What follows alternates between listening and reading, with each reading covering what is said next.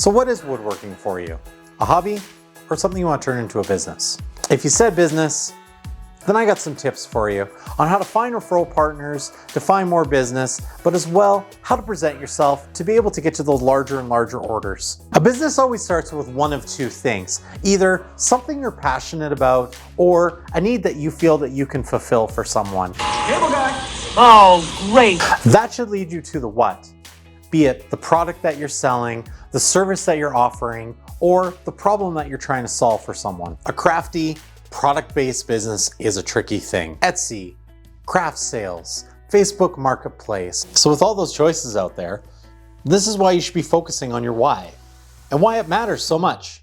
Truly, everyone wants a piece of the pie. Hey, so the question is, how do you become that person that people want to buy from? Figuring out what your why is, why people want to buy from you, why you're that person. Could be as simple as they like your haircut. Nice haircut. Like I mentioned earlier, the what for sure is something you're passionate about making or a solution you're passionate about solving.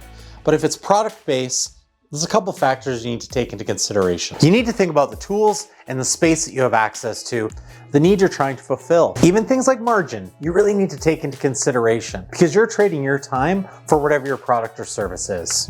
One big lesson we've learned is you can't be all things to all people. We've done projects all the way from boardroom tables down to small urns for people's pets. And don't get me wrong, I've learned tons from doing all these kinds of projects. But the thing you really need to consider if you are trying to grow a business is simply, is it scalable? This started for us back in 2016, and at that point, it was just personalized products. We bought this, our X-Carve CNC.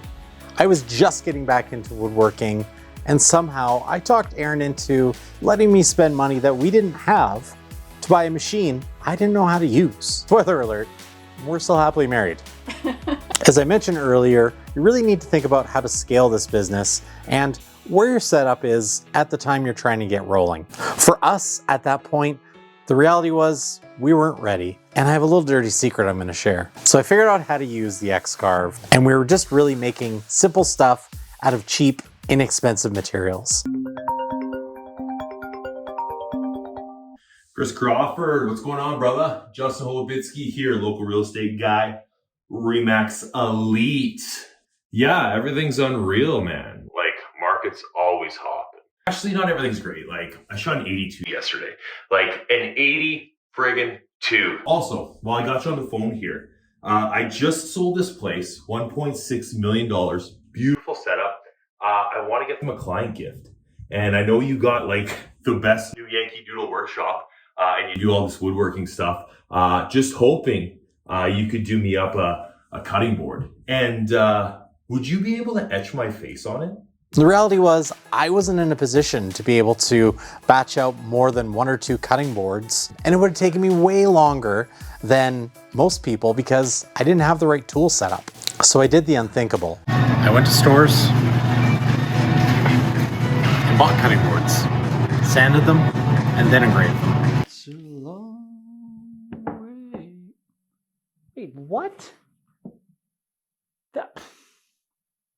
How? That's like cheating.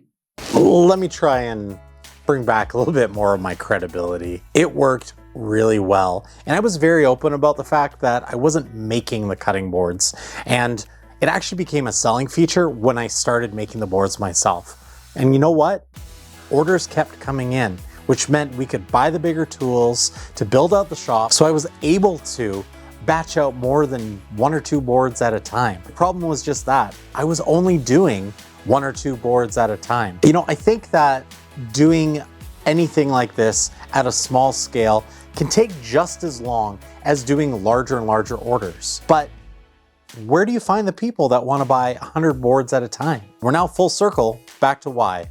And let me show you a little something. Let me be clear, I didn't come up with this. This is what's called the time confidence curve. And this is how it works in a business referral relationship. When you start out in a relationship and the more time that you spend with that business relationship, the more visible you become to that person.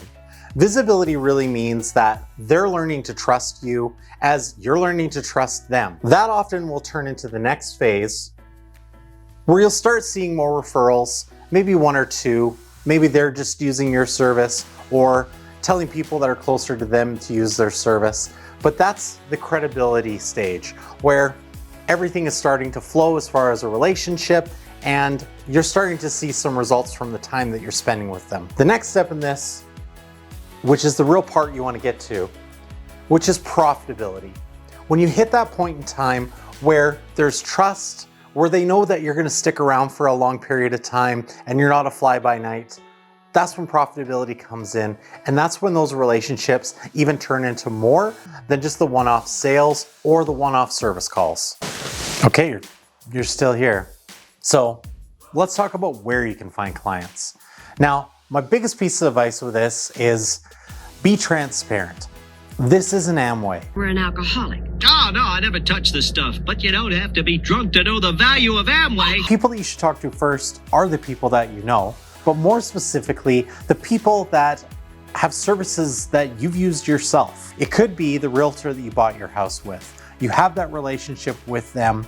They want to continue that relationship with you. So giving them a call and just seeing what their thoughts are might be a good place to start. Now, I strongly suggest doing one simple thing. Make them a sample. Give them one of what you are trying to sell, or offer to do that service for them for free so they can experience it. If they see value in what you're doing, who's to say they won't start talking right then and there, or want to place an order right then and there. Again, this is for practice. This is dealing with someone that you feel comfortable with and are able to connect with, where it's not necessarily a cold call. I'm very proud to say that in my 18 years of mortgage brokering, I have cold called once. Let me tell you, it was one of the worst experiences and one of the least fruitful marketing efforts I ever did. The people that you've dealt with really are the tip of the iceberg. Let me give you a great example in the real estate industry. All the services that are attached to you buying a house have an opportunity to give a thank you gift to someone that they know. Mortgage brokers, they're suckers. Yeah. Anyone that's in a business where they should be saying thank you to the customers that they're dealing with, or for the people that are referring them business, should be giving out some kind of thank you gift. Finding the industries that are based on referral are going to be the wins in finding the customers that will want to buy some sort of a thank you gift. Well, hello, editing Chris here.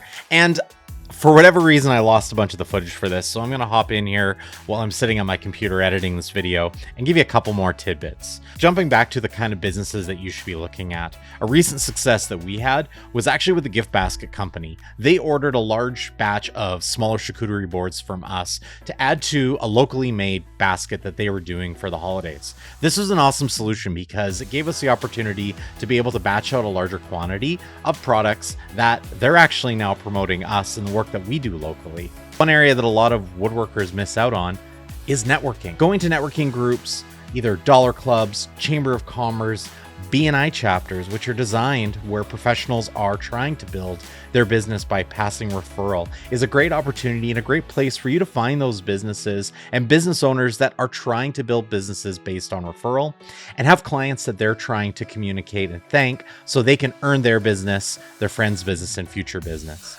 One stat that I think is really interesting and kind of morbid is how many people the average person knows. The reality is the average person knows about 250 people. Where does that stat come from?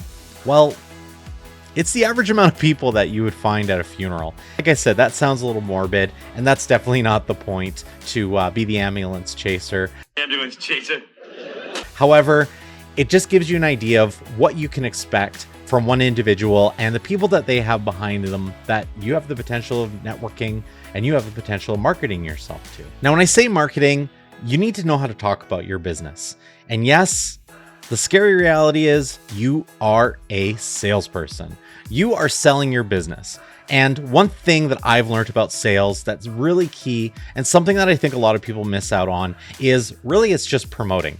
If you believe in what you're doing, if it's a product that you would want yourself and that you're proud to put out there, you're a salesperson. If you can promote what you're doing, you're a salesperson. That's all it really is. You don't need to be a shark. You see this watch?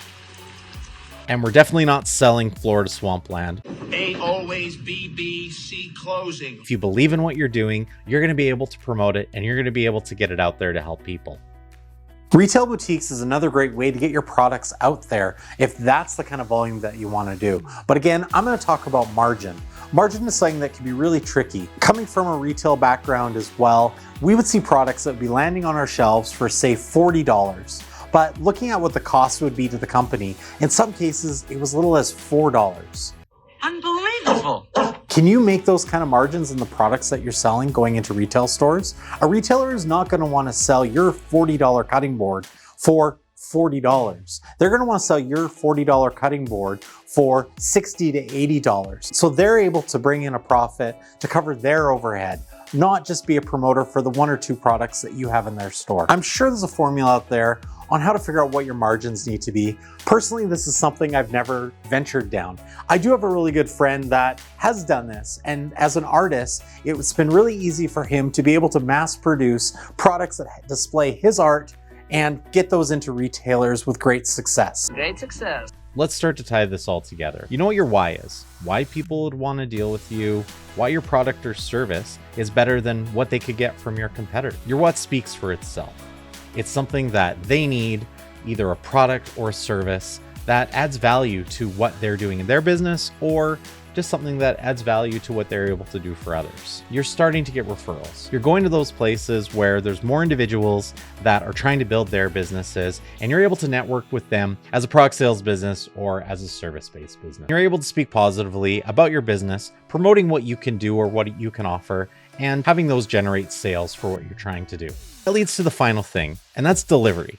Being able to deliver, being able to have the processes in place, be scaled to the right level, and be able to deliver on everything that you've promised up until this point. If you're interested in a video like this, I'd love to see you comment below. If you have questions about some of the processes we do for doing larger production orders, I'll put a tag somewhere up here for a video I posted a while ago just about how we did a batch of close to 100 cutting boards.